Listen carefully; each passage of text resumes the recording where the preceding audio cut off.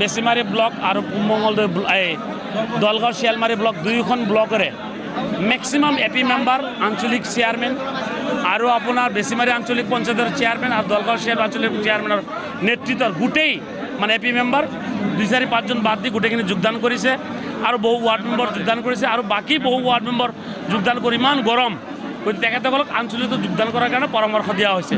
গতিকে আপোনালোকে দেখা পাইছে দলগাঁৱত কংগ্ৰেছ শূন্যৰ দিশত গতি কৰিছে। গতিকে মই যিখিনি কাম কৰিছোঁ দলগাঁও সমষ্টিৰ ৰাইজৰ কাৰণে যিখিনি মই কষ্ট কৰি মেহনত কৰিছোঁ এই কথাটো তেখেতসকল উপলব্ধি কৰি আজি যোগদান কৰিছে। তেখেতসকলক মই ধন্যবাদ জ্ঞাপন কৰিছোঁ আৰু আমাৰ পুৰণা কৰ্মী যিসকল আছে তেখেতসকলক মই অনুৰোধ কৰিছোঁ সকলোৱে মিলিজুলি আমি দলগাঁওখন আগুৱাই লৈ যাব লাগিব।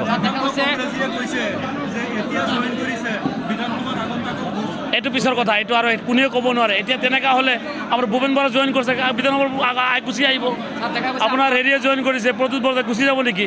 গতিকে এইবিলাক কংগ্ৰেছৰ ভ্ৰান্ত ধাৰণা।